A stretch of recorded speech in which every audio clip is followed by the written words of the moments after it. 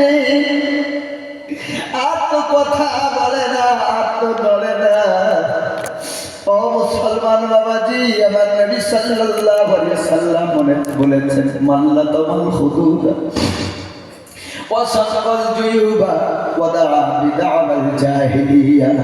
যদি কারোর বাবা মারা যায়, মা মারা যায়, সন্তান মারা যায়, কেউ দুনিয়া থেকে চলে গেছে, শোকের কান্না কাঁদতে গিয়ে যেন তাদের বুকে তারা আঘাত না করে। মাল্লা তামাল হুদুদা, চপেট আঘাত যেন না করে, মুখে যেন চপড় না মারে, ওয়াসাকাল জুয়ুবা, জামা যেন না ছেড়ে, ওয়াদা বিদআল জাহিলিয়া, জাহিলীদের মতো যেন তারা বিলাপ করে না, কান্না করে। মারা গেছে সবর করো, মারা গেছে সবর করে, দুনিয়া থাকার জন্য না গো বাবাজি। ওই কবরের বাসিন্দা কত জোরের আব্বা হয়ে গেছে, সন্তানের চোখে পানি, মরা বাবার লাশটা কাঁধে নিয়ে সন্তান যায়। কত জনের মা দুনিয়া থেকে চলে গেছে, একটু ভাবুন ওই মায়ের লাশ সন্তানের কাঁধে কতটা পাওয়ারফুল হয়, কতটা ভারী হয়। মা মরা লাশ খাটিয়ায় শুয়ে আছে, মায়ের লাশটা সন্তান কাঁধে তুলে নিয়ে কবরে দিয়ে আসছে। সন্তানের লাশ খাটিয়ায়, মরা লাশের খাটিয়া বাপ কাঁধে নিয়ে, কত যে কষ্ট।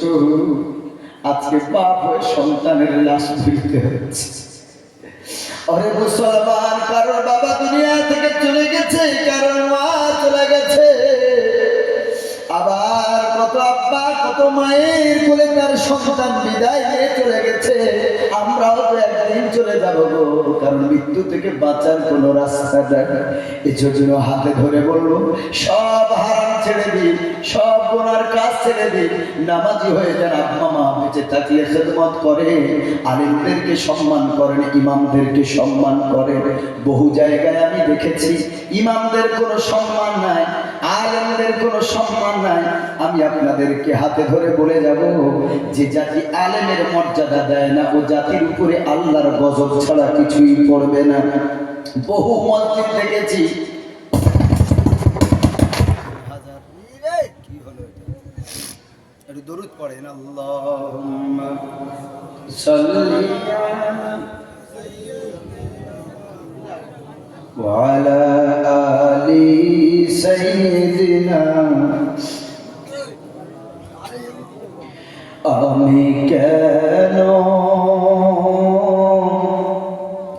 একা ঘুরে যাব, আমি কেন একা ঘুরে যাব। নবীর কালিমা সঙ্গের সাথী, নবীর কালিমা সঙ্গের সাথী, আমি তাদের সঙ্গে রব। আমি কেন একা ঘুরে যাব, আমি কেন একা ঘুরে যাব। নামাজ হইবে মোর গোরের বাতি, রোজা হইবে মোর মাথার ছাতি। নামাজ হইবে মোর গোরের বাতি, রোজা হইবে মোর মাথার ছাতি, আমি তাদের সঙ্গে রব। আমি কেন একা ঘুরে যাব, আমি কেন একা ঘুরে যাব। নবীর কালিমা সঙ্গের সাথী, নবীর কালিমা সঙ্গের সাথী, আমি তাদের সঙ্গে রব। আমি কেন একা ঘরে যাব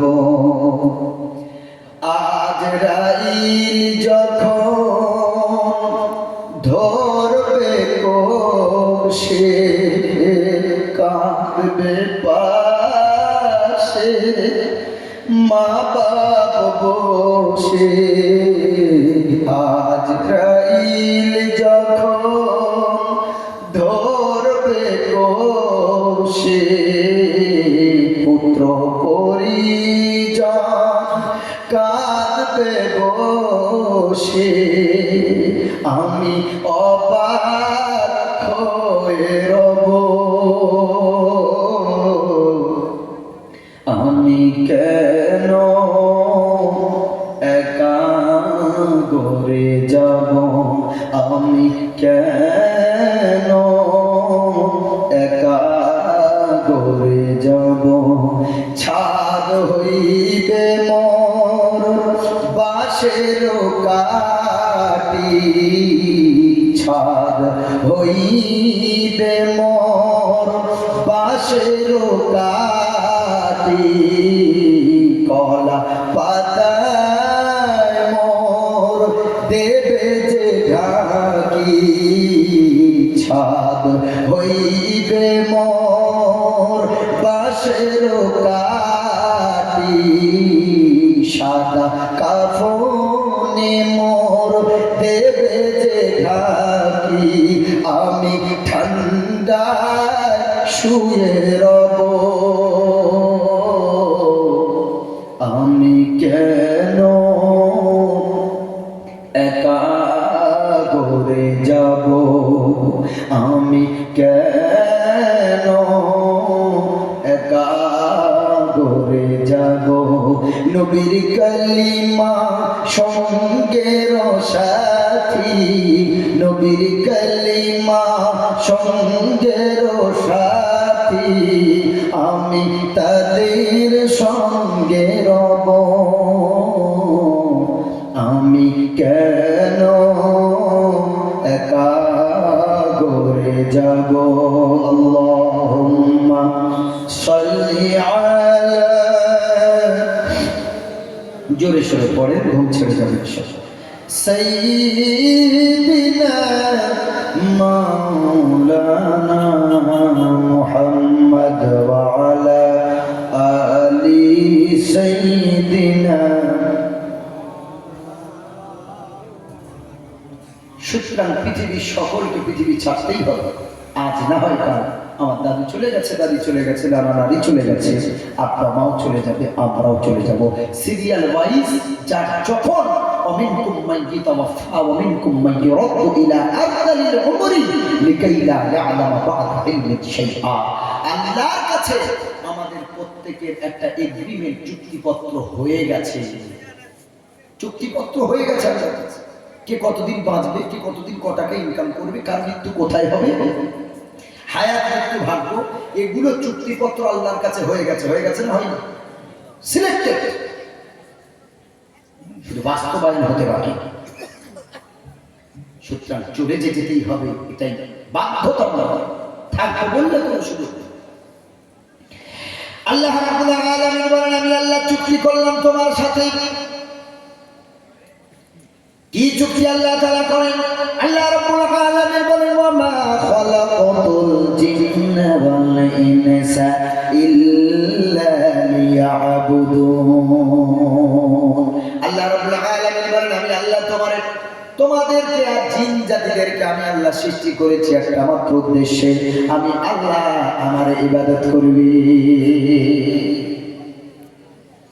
ইবাদতের চুক্তি আল্লাহ নিয়েছেন আর আল্লাহ দুনিয়াতে পাঠাবার আগে মায়ের গর্ভে যেদিন আমাদের বয়স 4 মাস হয়ে গেছে যেদিন আল্লাহ আমাদেরকে রূহ দান করেছেন মায়ের গর্ভে সেই দিন আল্লাহ নবী সাল্লাল্লাহু আলাইহি ওয়াসাল্লাম বলেন বুখারীর হাদিস 4টে জিনিস আল্লাহর বান্দা বান্দির জন্য লেখা হয়ে যায় যেদিন আল্লাহ মাতৃগর্ভে রূহ দান করেন কটা জিনিস 4টে লেখা হয়ে যায়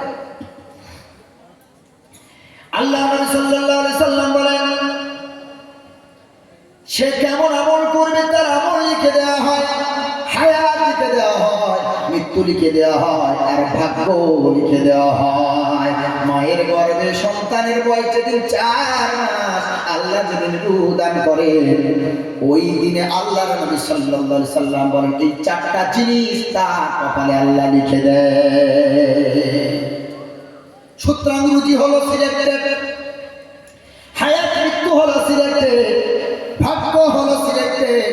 ওরে মুসলমান বাবাজি, আজ দুনিয়াতে এসে ভুলে গেলেন আল্লাহ রাব্বুল আলামিন বলেন বান্দারে আমি আল্লাহ তোমার জন্য দুনিয়াটা সৃষ্টি করলাম।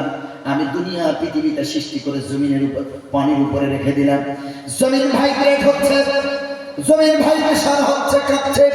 আল্লাহ দেখেন আমার বান্দা বান্দিরা জমিনে স্থিরতা তাদের থাকবে না, স্থির হয়ে তারা থাকতে পারবে না, টলমল টলমল করবে, গাড়ি চালাতে পারবে না, চাষাবাদ করতে পারবে না, ঘর বাঁধতে পারবে না। আল্লাহ আমাদের শান্তির জন্য, আমাদের আর ভালোর জন্য আল্লাহ রাব্বুল আলামিন বলেন ওয়াল জিবালা আওতাদা, আমি আল্লাহ রাব্বুল আলামিন এই জমিনের উপরে বড় বড় পাহাড়গুলোকে আমি আল্লাহ পেরেক সম মেরে দিই। আমার বান্দা বান্দির জন্য আমি আল্লাহ দুনিয়াটাকে স্থির করে দিলাম। জোরে বলেন সুবহানাল্লাহ। মায়ের পেটে কদিন বাঁচবো সিলেক্টেড, আল্লাহর সাথে চুক্তিপত্র হয়ে গেছে। আল্লাহ কারো চুক্তি করেছেন মায়ের পেটেই অনেক সন্তান মারা যায় না, যায় না বলেন? অনেক সন্তান পেটে মরে যায়, অনেক সন্তান পেটে ইন্তেকাল করে। আল্লাহ রাব্বুল আলামিন বলেন আমি আল্লাহ যার সাথে যেমন চুক্তি করেছি, কারো যদি পেটেই মৃত্যু রেখে দিই তো তার মায়ের গর্ভে মৃত্যু হয়ে যায়। কেন মায়ের গর্ভে মায়ের বাচ্চা কেন নষ্ট হয় শোনেন। অনেকে বলে কোরআনে নাকি বিজ্ঞান নাই। আমি মনিরুল ইসলাম আপনাদের বলে যাচ্ছে আল্লাহ বলে দিয়েছেন মায়ের বাচ্চা কেন নষ্ট হয়। অনেক মহিলা